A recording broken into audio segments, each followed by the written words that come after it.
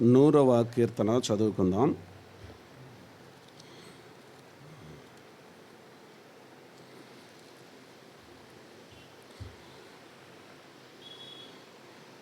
సమస్త దేశములారా, యెహోవాకు ఉత్సాహ ధ్వని చేయుడి, సంతోషముతో యెహోవాను సేవించుడి.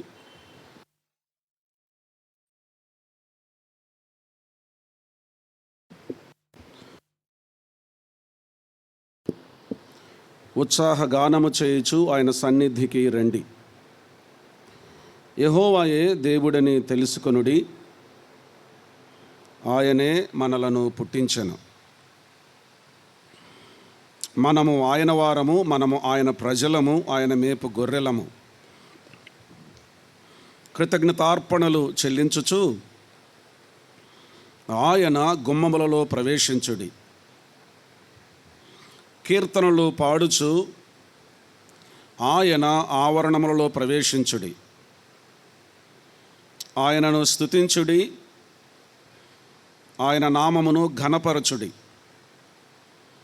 యెహోవా దయాళుడు, ఆయన కృప నిత్యముండును, ఆయన సత్యము తరతరములుండును. ప్రార్థన. మహిమగల రాజా, మా స్తుతులకు పాత్రుడువైన దేవా, స్తోత్రార్హుడువైన తండ్రి,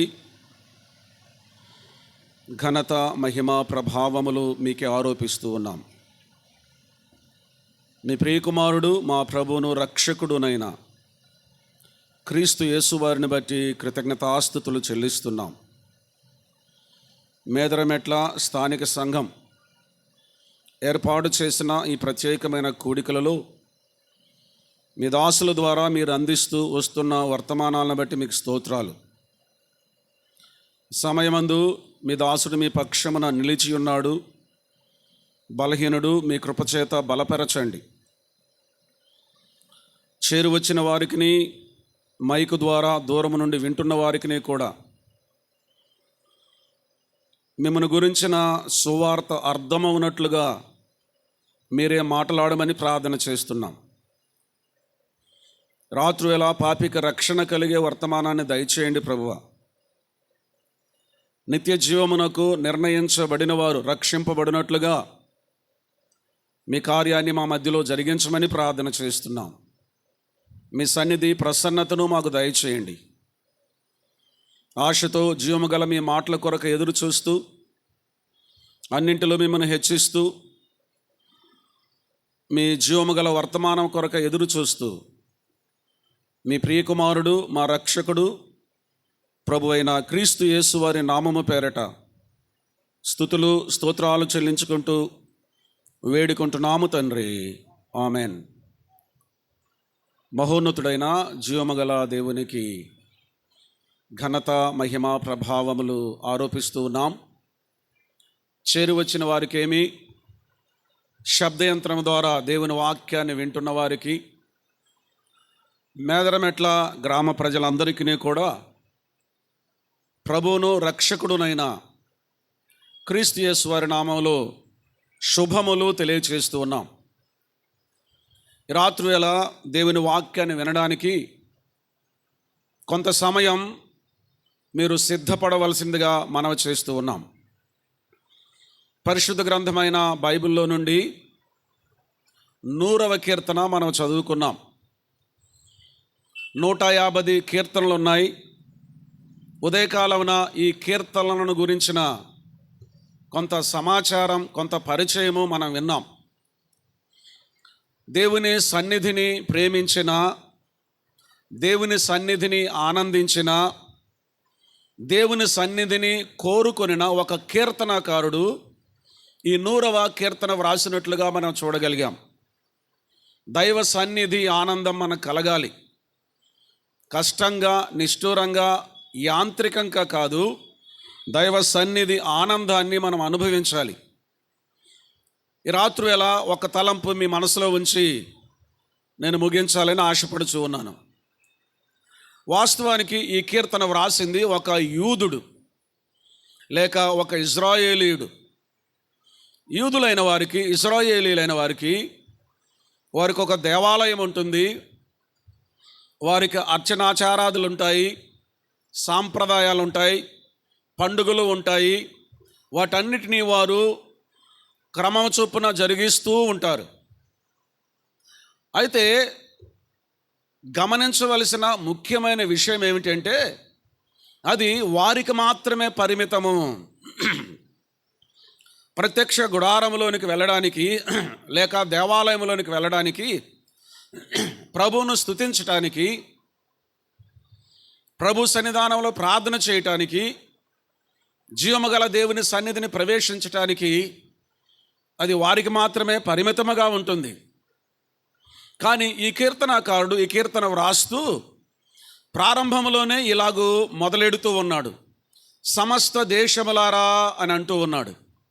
కనుక ఇది కేవలం దైవ సన్నిధి వారికి మాత్రమే పరిమితం కాదు, ఇది సమస్త దేశములకు, సమస్త జనులకు చెందినటువంటిదిగా మనం చూస్తాం. అందుకే ఆ కింది వచన భాగంలోనికి మనం వెళితే 3వ చరణం మొదటి భాగంలో ఇలాగంటాడు, యెహోవాయే దేవుడని తెలుసుకొనుడి అని మనం చదువుతాం. కనుక ఈ కీర్తనాకారుడు తెలియచేస్తున్న సమాచారం ఏమిటి అంటే, సమస్త దేశములారా యెహోవాయే దేవుడని తెలుసుకొనుడి అనే సంగతిని తెలియజేస్తూ ఉన్నాడు. అంత మాత్రమే కాకుండా ఇక్కడ ఒక పిలుపునిస్తూ ఉన్నాడు. సమస్త దేశముల వారికి ఇస్తున్న పిలుపు మనం చూద్దాం. చూడండి, 2వ చరణం చదువుతున్నాను. సంతోషముతో యెహోవాను సేవించుడి, ఉత్సాహ గానము చేయుచు ఆయన సన్నిధికి రండి. సమస్త దేశముల వారిని దైవ సన్నిధికి ఆహ్వానిస్తున్న ఒక కీర్తనాకారుణ్ణి, ఒక భక్తుని మనం ఇక్కడ చూస్తూ ఉన్నాము. సమస్త దేశములు అంటే ఒక ఖండమనే భేదం లేదు, ఒక దేశమనే భేదం లేదు, ఒక రాష్ట్రమని, జిల్లా అని, మండలమని, గ్రామమనే భేదం లేదు, ఒక కులమనే భేదం లేదు, జాతనే భేదం లేదు, గోత్రమనే భేదం లేదు, వర్గమనే భేదము లేదు, వర్ణ భేదము లేదు, భాషా భేదము లేదు, ప్రాంతీయ భేదము లేదు. సమస్త దేశములారా అని ఇక్కడ ప్రస్తావించినప్పుడు దానికి అర్థం ఏమిటంటే ఎవరు మినహాయింపు కాదు, ఇందులో ఎవరు కూడా విడిచిపెట్టబడరు, లేక ఎవరిని కూడా కాదని, ఎవరిని కూడా తిరస్కరించడం లేదు అనే సంగతి మనం ఇక్కడ గమనించాలి. కనుక కీర్తనాకారుడు, భక్తుడు, దేవునందు విశ్వాసం ఉంచినటువంటి ఒక వ్యక్తి ఇక్కడ ఒక పిలుపునిస్తున్నాడు. సమస్త దేశములారా దేవుని సన్నిధికి రండి, సంతోషముతో ఆయన సన్నిధికి రండి అనే పిలుపును ఈ కీర్తనాకారుడు ఇస్తూ ఉన్నాడు. ఈ కీర్తన చదువుతూ ఉండగా ప్రభు బయలుపరిచిన సత్యం ఏమిటంటే ఇది ఒక ప్రవచనార్థకమైనటువంటి కీర్తన, ఇది ప్రవచనముతో కూడినది అనే సంగతి మనకు అర్థం కావాలి. కారణం ఏంటంటే సమస్త దేశములారా అని ఈ కీర్తనాకారుడు పిలిచినప్పుడు ఇదే సంగతిని క్రొత్త నిబంధన గ్రంథంలో మత్తయి రాసిన సువార్త 11వ అధ్యాయం 28వ వచనంలో మరి విశేషంగా ప్రత్యేకంగా ఈ పిలుపును మనం చూడగలం. అక్కడ పిలుస్తున్నది ప్రభు అయిన యేసుక్రీస్తు వారే. ఇలాగ మనం చదువుతాం, ప్రయాసపడి భారము మోసుకొనుచున్న సమస్తమైన వారలారా నా యొద్దకు రండి, నేను మీకు విశ్రాంతిని కలుగజేతును. 100వ కీర్తన 1వ చరణంలో సమస్త దేశములారా అని అన్నాడు. మత్తయి రాసిన సువార్త 11వ అధ్యాయం 28వ వచనంలో సమస్త జనులారా అని అన్నాడు. అంత మాత్రమే కాదు, జీవము కలిగిన దేవుని గురించిన ఈ వార్తను సర్వజనులకు, సకల జనులకు ప్రకటించబడాలనేది దేవుని యొక్క చిత్తం, దేవుని యొక్క ఇష్టం, సృష్టికర్త అయిన దేవుని సంకల్పం. అందుకే ప్రభువైన యేసుక్రీస్తు వారు తన యొక్క శిష్యులకు ఇలాగ చెప్పాడు. ఆయన సిలువలో మరణించి సమాధి చేయబడి మరణాన్ని జయించి తిరిగి లేచి మరలా పరమునకు ఆరోహణుడవుతూ తన యొక్క శిష్యులకి ఇలాగ ఆజ్ఞాపించాడు. ఏం ఆజ్ఞాపించాడు అంటే, మీరు సర్వలోకమునకు వెళ్ళి సర్వ సృష్టికి సువార్త ప్రకటించుడి అని ఆజ్ఞాపించాడు. అంత మాత్రమే కాకుండా అపోస్తుల కార్యముల గ్రంథం 1వ అధ్యాయం 8వ వచనంలో ఇలాగ చెప్పాడు ప్రభువైన యేసుక్రీస్తు వారు. ఆయనను పరిశుద్ధాత్మ మీ మీదకి వచ్చినప్పుడు మీరు శక్తి నొందెదరు గనుక యెరూషలేములోను యూదయలోను సమరయ దేశముల అంతటను బూదిగంతముల వరకు మీరు నాకు సాక్షులై ఉందురు అని అన్నాడు. ప్రభువైన యేసుక్రీస్తు వారిలో 100వ కీర్తన యొక్క మొదటి చరణ ప్రవచనం నెరవేరింది.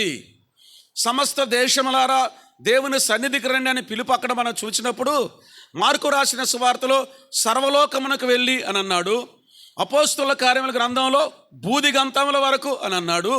మత్తయి రాసిన సువార్త ప్రారంభంలోనే సమస్త జనులారా నా యొద్దకు రండి అని ప్రభువైన యేసుక్రీస్తు వారు సమస్త మానవాళిని ఏ మినహాయింపు లేకుండా ఏ భేదం లేకుండా పిలుస్తున్నట్లుగా మనం చూస్తూ ఉన్నాము. ఇక్కడ సత్యం మనకు అర్థం కావాలి. అదేమిటంటే, ప్రయాసపడి భారం మోసుకొనుచున్న సమస్తమైన వారు నా యొద్దకు రండి అని ప్రభువు ఆ పిలుపునిచ్చినప్పుడు దాని భావం ఏమిటి అంటే, మానవులు ఆయన యొద్ద లేరు. ఆయన యొద్ద ఉన్నట్లయితే ఆయన ప్రత్యేకంగా పిలవలసిన అవసరం లేదు. ఇక్కడ ప్రత్యేకంగా నా యొద్దకు రండి అని పిలుచుట గల కారణం ఏమిటంటే, మానవుడు దేవునికి దూరముగా ఉన్నాడు. ఎలా దూరంగా ఉన్నాడు? ప్రయాసపడి భారము మోసుకొనుచున్న సమస్తమైన వారలారా, సమస్త జనుల మీద ఈ భారం ఉంది. ఈ భారం దేవుణ్ణి మానవునికి దూరం చేసింది. ఈ వాక్య భాగాన్ని గోడల మీద, బండల మీద, మందిరాల మీద చూస్తాం. మనకందరికీ సుపరిచితమే. ప్రయాసపడి భారము మోసుకొనున్న సమస్తమైన వారలారా నా యొద్దకు రండి అని అక్కడ ప్రస్తావించినప్పుడు ఒక మాట కూడా అక్కడ కలిపి రాయటం జరుగుతూ ఉంది.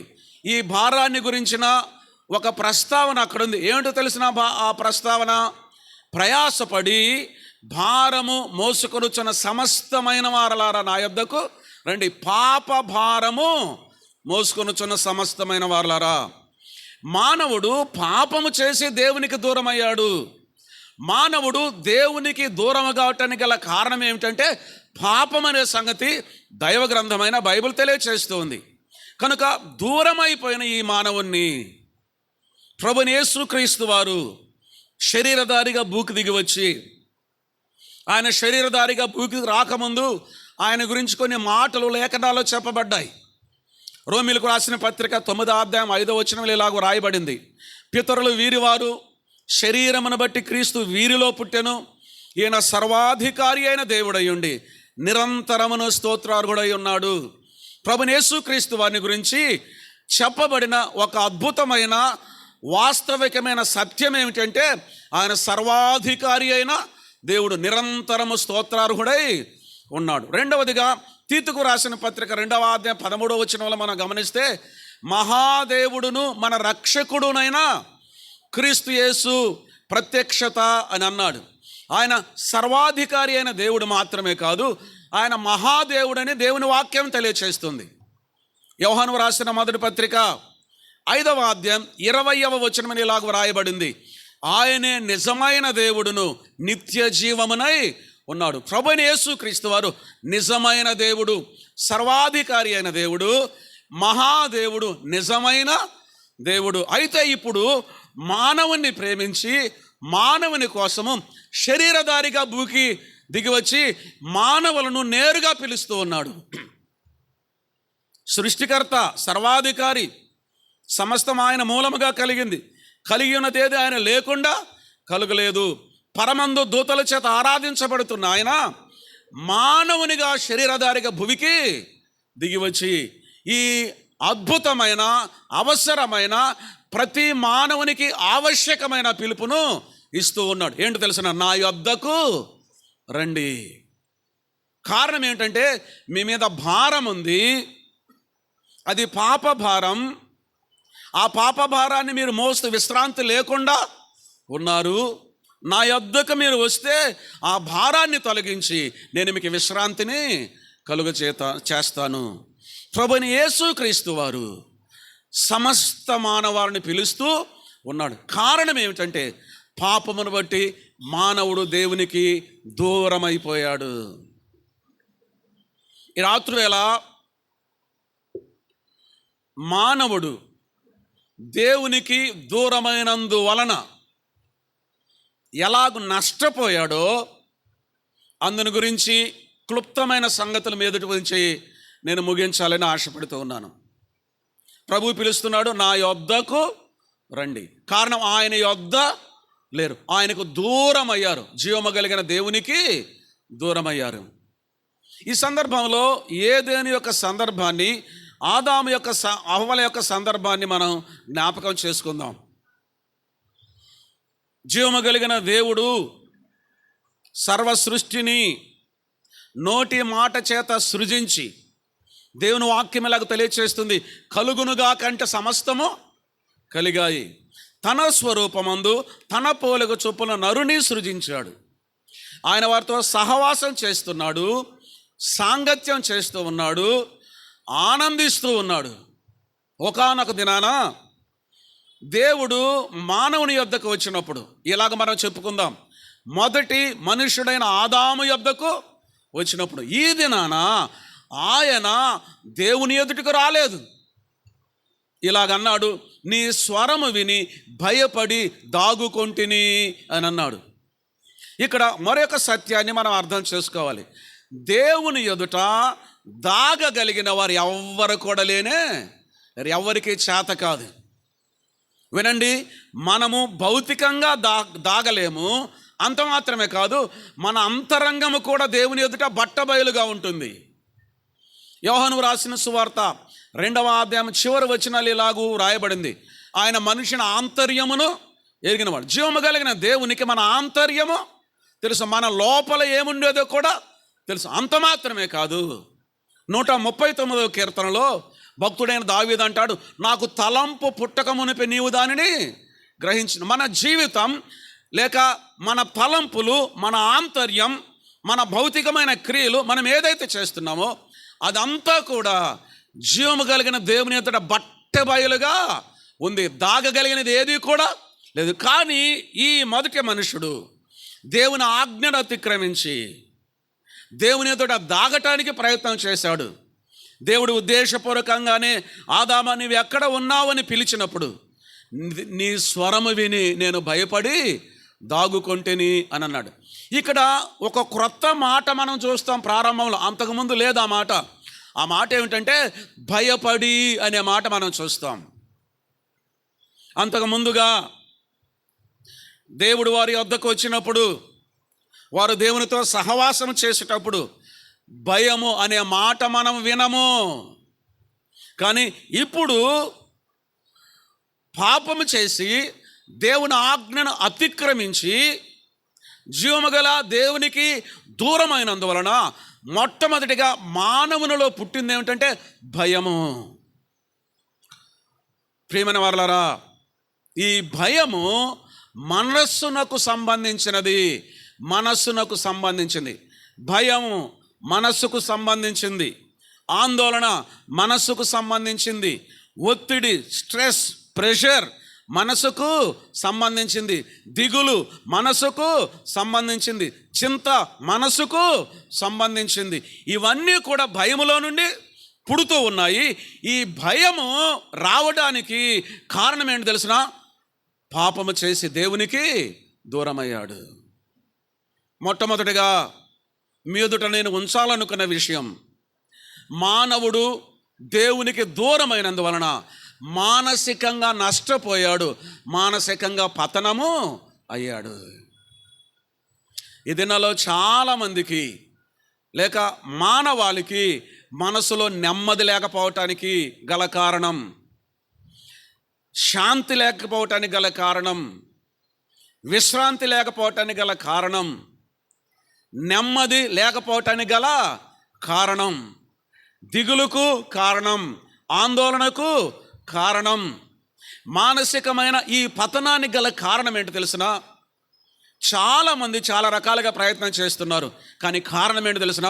దేవునికి దూరం అయ్యావు. దేవునికి దూరం కావటమే కారణం. ఈ సత్యం అర్థం కావాలి. ఇది అర్థం కాక మానసికమైన నెమ్మది కోసం, ప్రశాంతత కోసం, విశ్రాంతి కోసం మానవుడు చాలా రకాలైన ప్రయత్నాలు చేస్తూ ఉన్నాడు. విహారయాత్రలు చేస్తూ ఉన్నాడు, కానీ నెమ్మది లేదు. సినిమాలు చూస్తున్నాడు, కానీ నెమ్మది లేదు. సీరియల్ చూస్తున్నారు, వీళ్ళకి అసలే నెమ్మది ఉండదు. మద్యపానానికి అలవాటు పడుతున్నారు, కానీ దానిలో నెమ్మది లేదు. ధూమపానానికి అలవాటు పడుతున్నారు, దానిలో నెమ్మది లేదు. రకరకాలైన చెడు వ్యసనాలకు బానిసలు అవుతున్నారు, దానిలో నెమ్మది లేదు. కారణం, నెమ్మది లేకపోవటానికి గల కారణం ఏంటో అర్థం కావట్లేదు. విశ్రాంతి లేకపోవటానికి దిగులు, చింత, భయము, బాధ, ఒత్తిడి, వీటన్నిటికీ కారణం ఏంటి తెలిసిన? దేవునికి దూరం అయ్యావు. చాలామంది లోకంలో చక్రవర్తులుగా ఉన్నవారు, అధికారం కలిగిన వారుగా ఉన్నవారు, అంతస్తు ఐశ్వర్యం కలిగిన వారుగా ఉన్నారు, పేరు ప్రఖ్యాతులు కలిగిన వారుగా ఉన్నవారు, లోక సంబంధమైన సకలము కలిగి ఉన్నవారు చాలామంది నెమ్మది లేక మనసులో విశ్రాంతి లేకుండా ఉన్నారు. కారణం ఏంటి తెలిసిన? ఆత్మహత్యలు చేసుకున్నారు. దీనికి కారణం ఏంటో వాళ్ళకి అర్థం కాలేదు. ఏంటో తెలిసిన? దేవునికి దూరం అయ్యారు. ఓ మానవుడా, దేవునికి దూరమై నువ్వు మొట్టమొదటిగా మానసికంగా పతనమైపోయావు, మానసికంగా నష్టపోయావు. ప్రపంచాన్ని పరిపాలన చేసిన చక్రవర్తులు కూడా స్వయాన ఆత్మహత్య చేసుకొని చనిపోయారు. కారణం, వారికి నెమ్మది లేదు. జర్మనీ దేశాన్ని నియంతలాగా ఏకఛత్రపత్యాదంతో పరిపాలించిన హిట్లర్ ఏమయ్యాడు? ఆత్మహత్య చేసుకొని చనిపోయాడు. అధికారం కలిగి ఉండి కూడా. కారణం ఏంటి తెలిసిన? నెమ్మది లేదు. నెమ్మది లేకపోవటానికి గల కారణం దేవునికి దూరం కావటమే.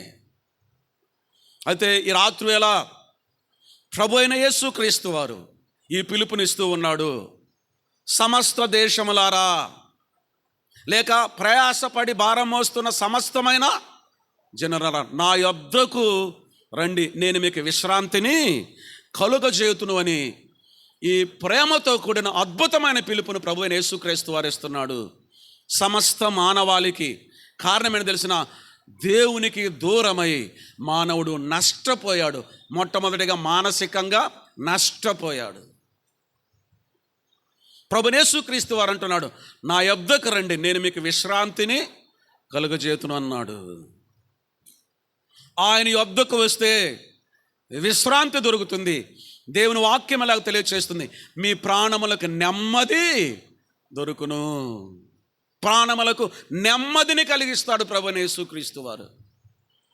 రెండవదిగా నేను మీకు చెప్పాలనుకున్న విషయం, ఎప్పుడైతే మనుషుడు పాపము చేశాడో రెండవదిగా జరిగిన విషయం ఏంటో తెలిసిన? దేవునితో సంబంధాన్ని కోల్పోయాడు. వారు పాపము చేసిన వెంటనే దేవుడు ఏదెను నుండి వారిని బయటికి పంపాడు. మరలా వారు ఆ ఏదెనులోనికి రాకుండా కెరూబులను కాపలాగా ఉంచాడు. దేవునికి దూరం అయిపోయాడు, ఆత్మీయంగా నష్టపోయాడు, ఆత్మీయంగా పతనమైపోయాడు, దేవునికి దూరంగా ఉండిపోయాడు. రాత్రి ఎలా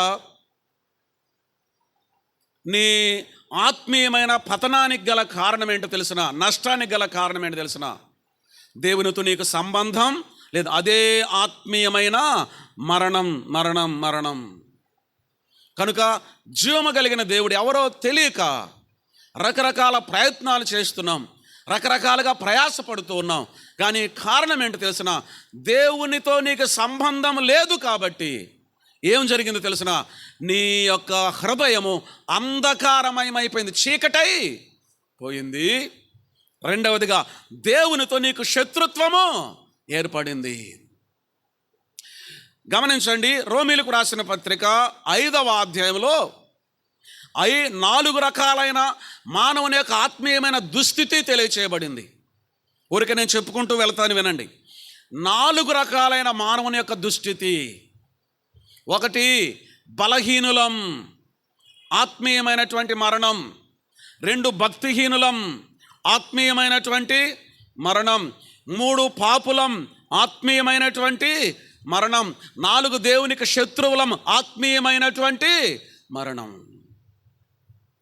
ప్రియమైన వారలారా, దేవునితో సంబంధాన్ని కోల్పోయి ఆత్మీయంగా చచ్చిన స్థితిలో ఉన్నారు.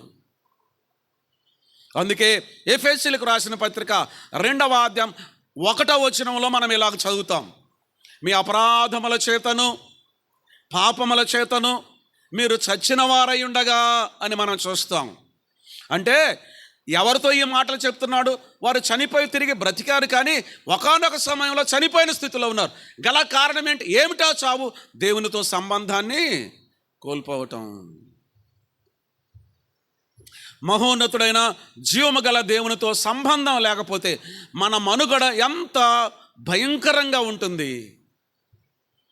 కనుక ఓ మానవుడా, నీ ఆత్మీయమైనటువంటి జీవితంలో వాస్తవానికి రావాలి అంటే, నీ ఆత్మీయమైనటువంటి జీవితంలో సత్యములోనికి రావాలి అంటే, జీవము కలిగిన దేవునితో ఆత్మీయమైన సంబంధం పునరుద్ధరించబడాలి.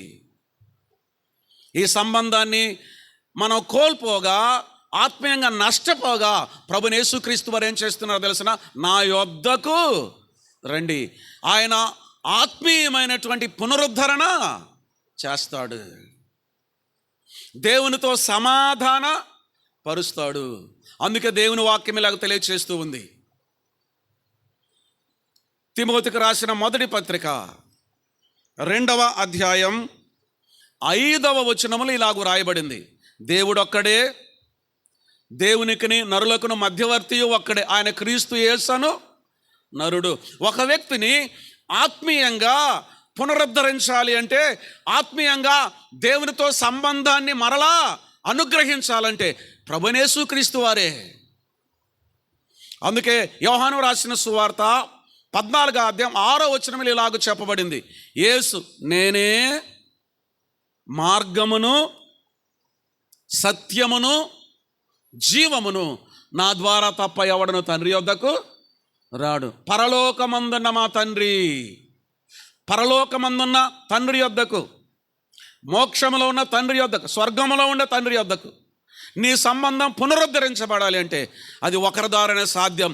ఆయనే ప్రభువైన యేసుక్రీస్తు వారు. నా ద్వారానే తప్ప అని అన్నాడు.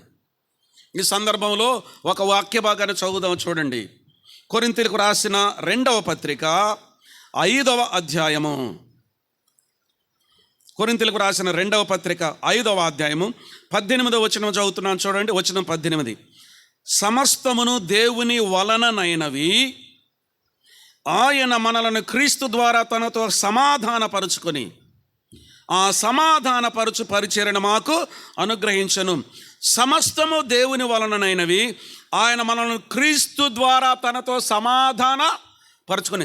సంబంధం కోల్పోయిన మానవుణ్ణి ప్రభువైన యేసుక్రీస్తు వారు దేవునితో సమాధాన పరుస్తూ ఉన్నాడు. సత్యదేవుని ఎరగని నీ స్థితికి గల కారణం ఏంటి తెలిసిన? దేవునితో సంబంధం కోల్పోయావు. ప్రభువైన యేసుక్రీస్తు వారు దేవునితో సంబంధాన్ని పునరుద్ధరిస్తాడు.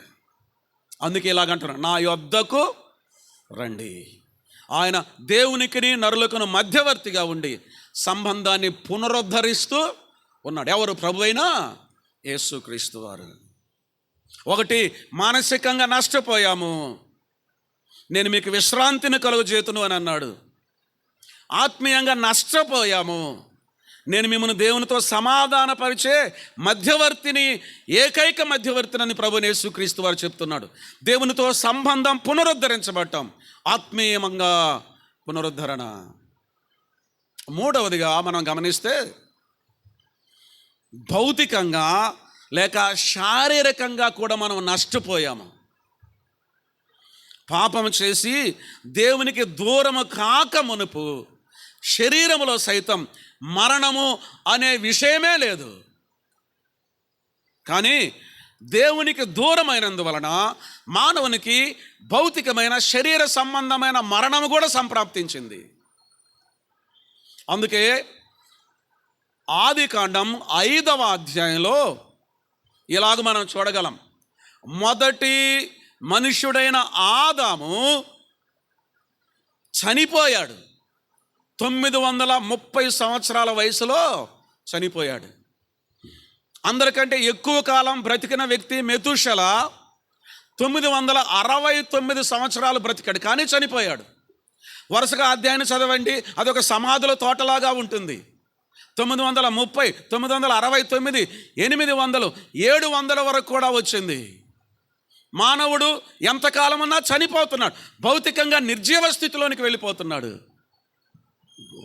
ఆ తదుపరి 6వ అధ్యాయంలోనికి మనం రాగానే 3వ వచనంలో జీవము కలిగిన దేవుడు అన్నాడు, మానవుడు దేవునికి దూరమై పాపంలో విస్తరిస్తూ ఉన్నప్పుడు నా ఆత్మ ఎల్లప్పుడూ నరునితో వాదించదు, కనుక వాని జీవిత దినములు లేక వాని ఆయుష్ 120 సంవత్సరములగును అని అన్నాడు. 969 సంవత్సరాల నుంచి 120 సంవత్సరాలకు వచ్చింది. 90వ కీర్తన 10-11 వచనాల్లో ఇలాగుంది, మా ఆయుష్కాలం 70 సంవత్సరములు, అధిక బలమున్న ఎడల 80 సంవత్సరములగును. ఆయనను వాటి వైభవం ఆయాసము దుఃఖమే. 70 బ్రతుకుతారు లేక 80 బ్రతుకుతారు, అయినా ఆ వైభవం ఎలా ఉంటుంది? ఆయాసము దుఃఖమే, శరీరమందు శ్రమ. 39వ కీర్తనలోనికి రాగానే ఆ కీర్తనకారుడు అంటాడు, మా ఆయుష్కాలము నీవు బెత్తెడంతగా చేసిన మరింతగా తగ్గిపోయింది. అదే చరణంలో మరలా కీర్తనకారుడు ఏమంటాడో తెలిసిన, మా ఆయుష్కాలం నీ సన్నిధి లేనట్టే ఉన్నది. మనం ఎంతకాలం బ్రతుకుతామనే ఖచ్చితమైన నిశ్చయిత మనకు లేదు. దేవుని వాక్యం ఇలా తెలియచేస్తుంది, నేడైనను రేపైనను ఒకానొక పట్టణమునకు వెళ్ళి వ్యాపారం చేసి లాభం సంపాదించుకుందాం రండి అని చెప్పుకున్న వారలారా, రేపేమి సంభవించునో నీకు తెలియదు, నీ జీవమే పాటిది. అంతలో కాయనపడి అంతలో మాయమైపోయే ఆవిరి వంటి వాడే. శరీర సంబంధమైనటువంటి పతనాన్ని, నష్టాన్ని, చావును కూడా కొని తెచ్చుకున్నాడు మానవుడు. కారణం దేవునికి దూరమైనందువలన. ఈ సమస్యలకు వాస్తవం ఏమిటో అర్థం కావాలి. మానవుడు ఎంతకాలం బ్రతుకుతాడనేదానికి నిశ్చయత లేదు. ఈ మధ్యకాలంలోనే నేను ఒక వార్త చదివాను. 39 సంవత్సరాల వయసు కలిగిన గుండె వైద్యుడు ఒక వైద్యశాలలో గుండె రోగులందరినీ దర్శిస్తూ వారికి చికిత్స చేస్తూ చేస్తూ కూలిపోయాడు. హాస్పిటల్లోనే ఉన్నాడు. ఆయన చుట్టూ గుండె డాక్టర్స్, కార్డియాలజిస్టులు కూడా ఉన్నారు. ఆ డాక్టర్ను బ్రతికించడానికి తీవ్ర ప్రయత్నం చేశారు, కానీ చేత కాలేదు, చనిపోయాడు. కొద్ది నెలల క్రితమే ఆ వార్త చాలా బయటికి వచ్చింది. ప్రజలందరూ కూడా చాలా వరకు చూడగలిగారు. గుండె డాక్టర్ గుండెకే నిశ్చయత లేదు. రేపటి దినాన్ని చూస్తామనే నిశ్చయత ఎవరికి లేదు. కారణం ఏంటి తెలిసిన? గ్యారంటీ లేదు. కారణం ఏంటి తెలిసిన? దేవునికి దూరం అయిపోయి శారీరకంగా పతనమైపోయాము. ఈ సందర్భంలో మానవుని భౌతికంగా కూడా ప్రభువైన యేసుక్రీస్తు వారు పునరుద్ధరిస్తాడు. మానసికంగా నష్టపోయాం, విశ్రాంతిని ఇస్తాడు. ఆత్మీయంగా నష్టపోయాం, దేవునితో సమాధానపరుస్తాడు. శారీరకంగా నష్టపోయాం, మన శరీరానికి పునరుద్ధానాన్ని ఇస్తాడు. కొరింథీయులకు రాసిన మొదటి పత్రిక 15వ అధ్యాయంలో, మనం తీయటానికి సమయం లేదు కాబట్టి ఊరికి చదువుకుంటూ వెళుతూ ఉన్నాం, చెప్పుకుంటూ వెళుతూ ఉన్నాం. ఈ దేహానికి భవిష్యత్తులో సంభవించబోయే విషయాన్ని 3 మాటల్లో చెప్పాడు. అదేమిటంటే, ఈ మంటి దేహము మహిమను ఈ ఘనహీనమైన దేహమును మహిమను ధరించుకుంటుంది.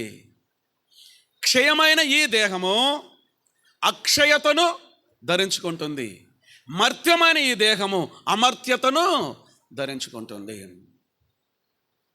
రాత్రివేళ ప్రభు ప్రేమను బట్టి, క్రీస్తు కృపను బట్టి మీ అందరికి తెలియచేసే విషయం ఏమిటంటే, ఈ శరీరంలో ఏమున్నాయి చెప్పండి?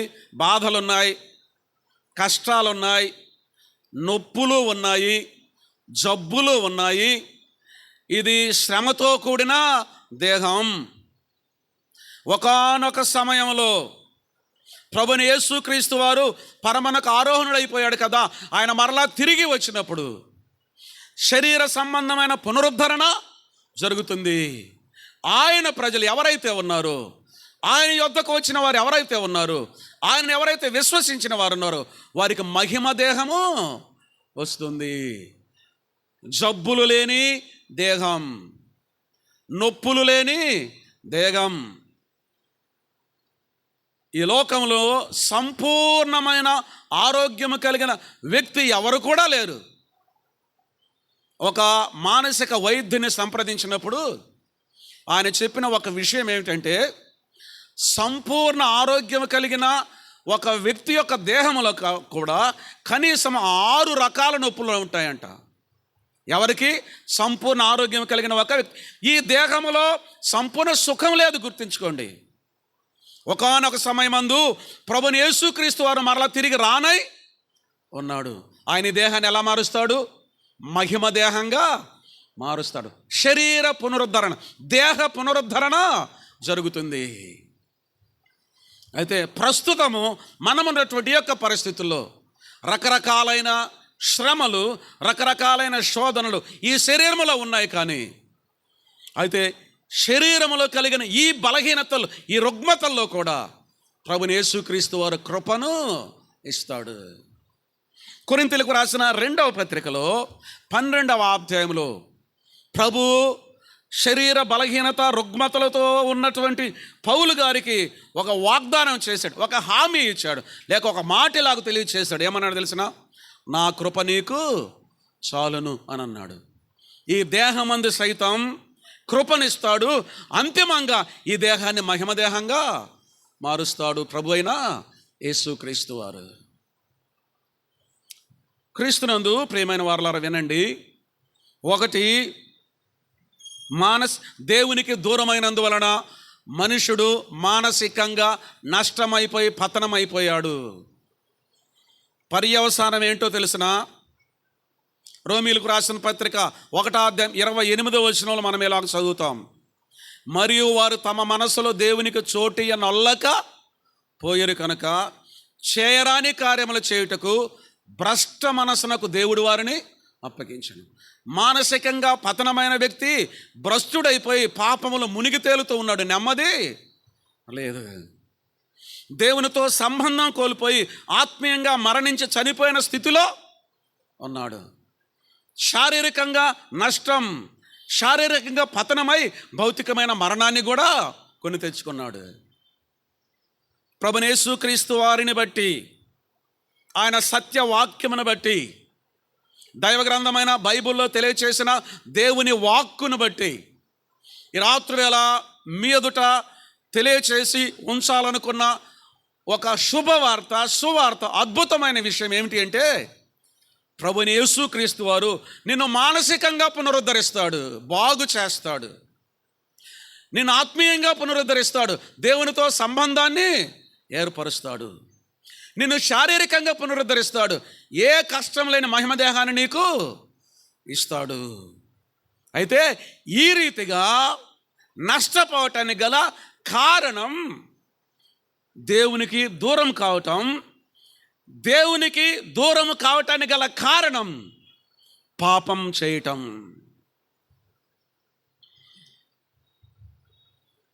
పాపం వలన దేవునికి దూరమై 3 విధాలుగా నష్టమైపోయి పతనమైపోయిన మానవుణ్ణి ప్రభుని యేసుక్రీస్తు వారు బాగు చేస్తాడండి.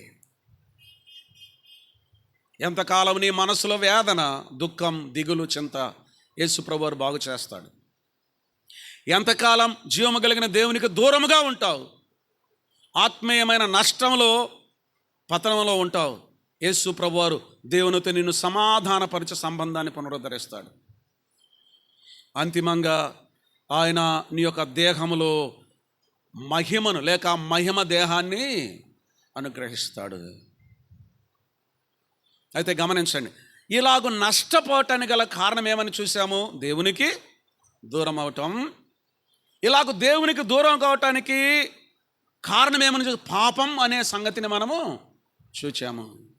అయితే ఈ రీతిగా 3 విధాలుగా మానవుణ్ణి పునరుద్ధరించడానికి, ఈ శ్రేష్టమైన మాట వినండి, ప్రభువైన యేసుక్రీస్తు వారు 3 విధాలుగా శ్రమపడ్డాడు.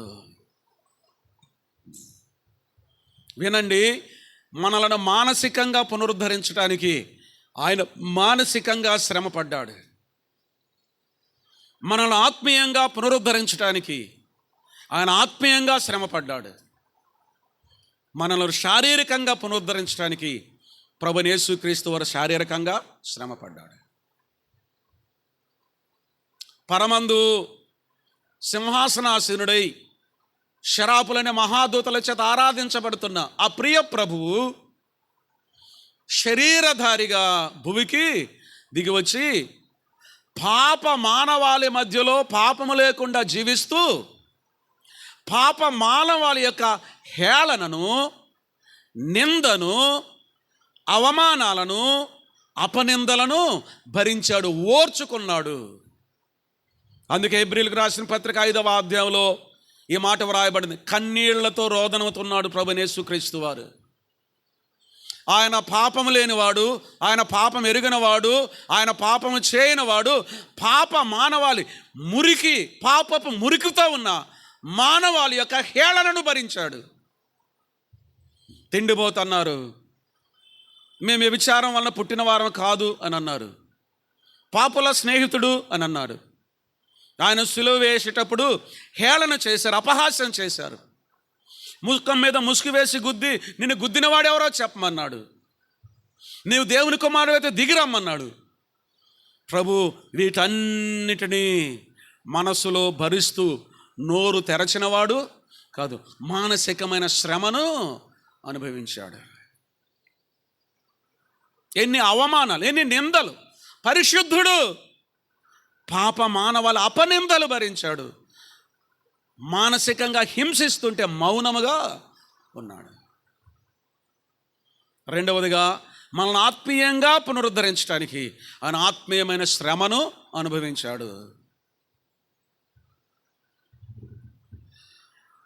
ప్రభువైన యేసుక్రీస్తు వారు సిలువలో పలికిన 7 మాటలు జ్ఞాపకంలోనికి వస్తే, తండ్రి వీరేమి చేయుచున్నారో వీరు ఎరుగరు గనుక వీరిని క్షమించము. నేడు నీవు నాతో కూడా పరదైసులో ఉందువు. అమ్మా ఇదిగో నీ కుమారుడు, ఇదిగో నీ తల్లి. ఏలి ఏలి లామా సబక్తాని, దప్పికొనుచున్నాను, సమాప్తమైనది.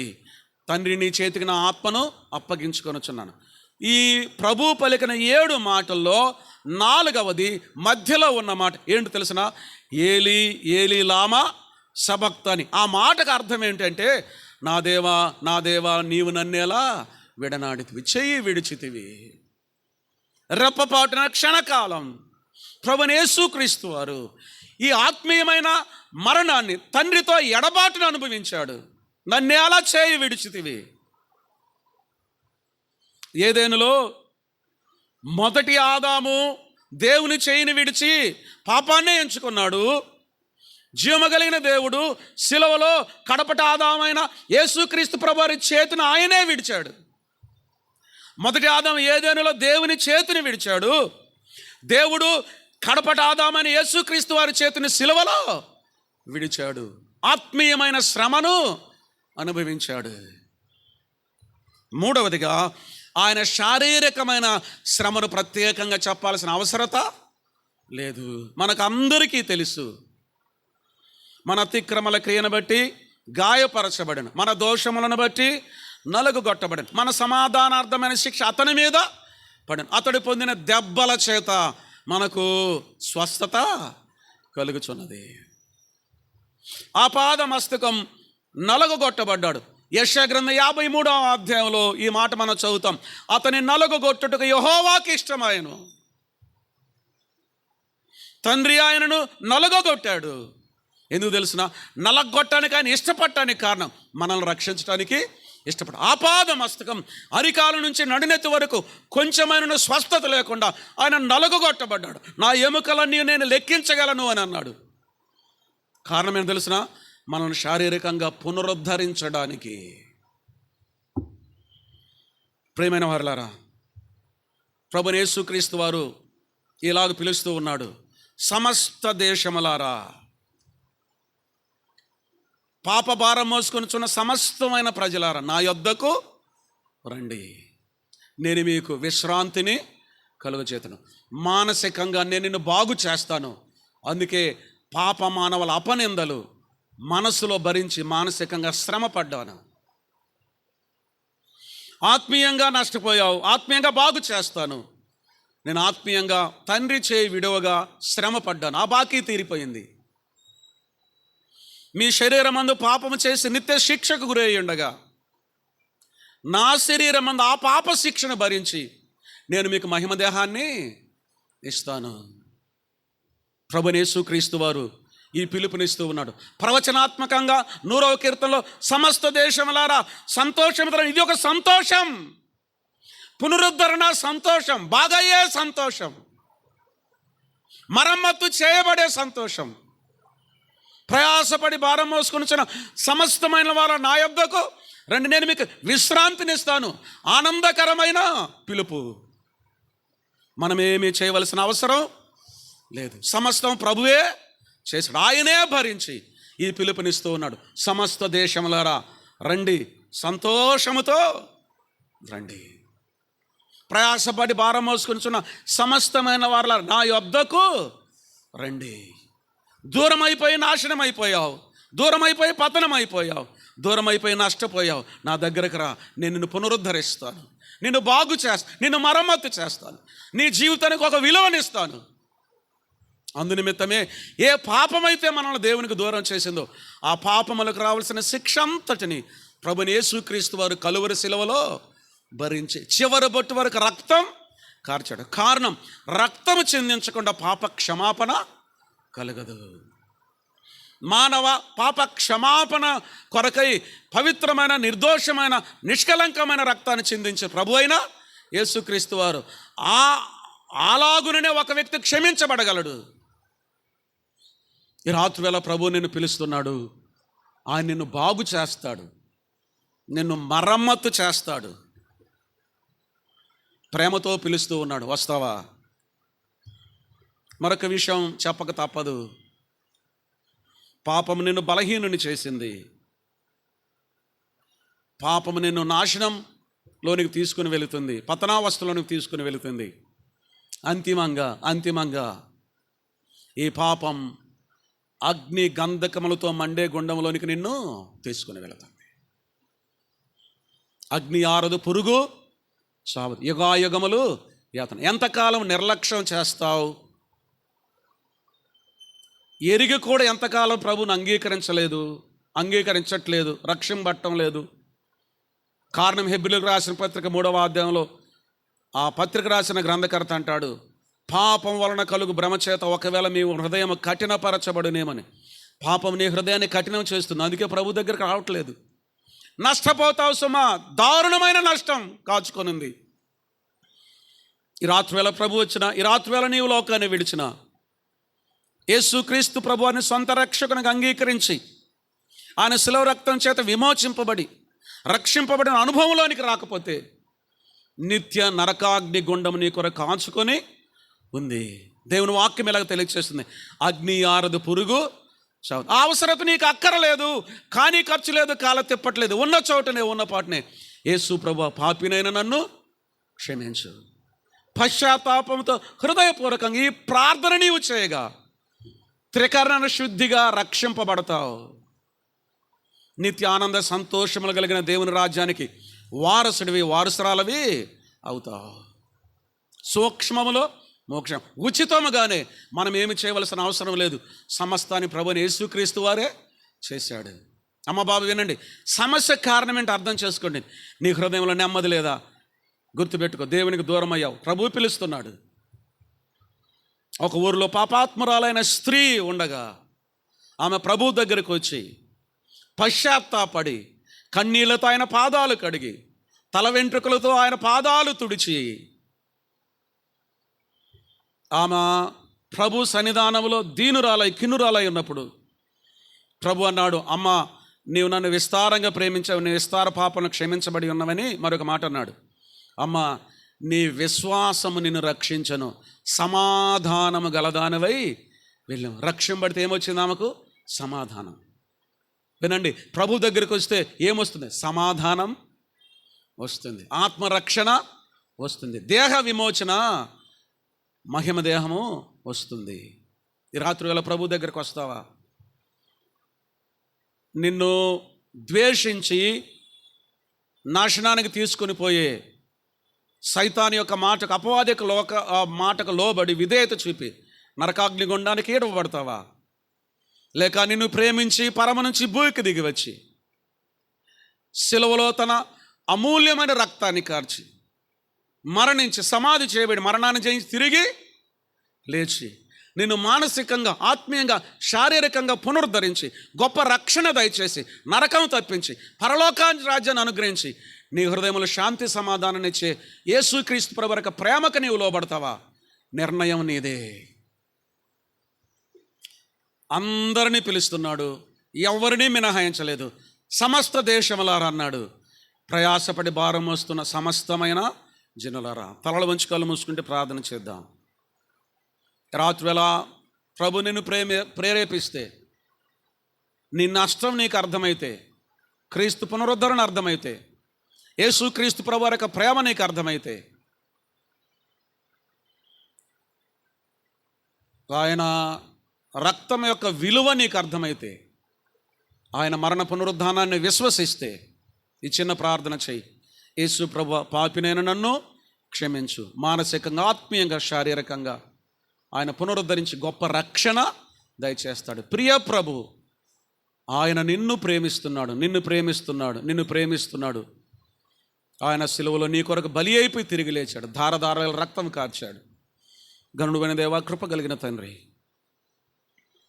మాడల మీ ప్రేమ అంత అపారమైన, మీకు ఏ భేదము లేదు ప్రభా. సమస్త దేశములను, సమస్త ప్రజలను బాగు చేయటానికి పిలుస్తున్న ప్రభా స్తోత్రాలు. నరకం తప్పించడానికి పిలుస్తున్న ప్రభా స్తోత్రాలు. రాత్రివేళ వినిన వారి హృదయంలో కార్యాలను జరిగించండి. నిత్య జీవమునకు నిర్ణయించబడిన వారు రక్షమని కృపను దయించండి. తదుపరి నిలిచి మీ దాసుని విశేషంగా బలపరచమని మీ కృపకు అప్పగించుకోండి. మీ ప్రియకుమారుడు మా ప్రభువును రక్షకుడైన క్రీస్తు యేసు వారి నామము పేరట స్తుతులు స్తోత్రాలు చెల్లించుకుంటూ వేడుకుంటున్నాము తండ్రి. ఆమేన్.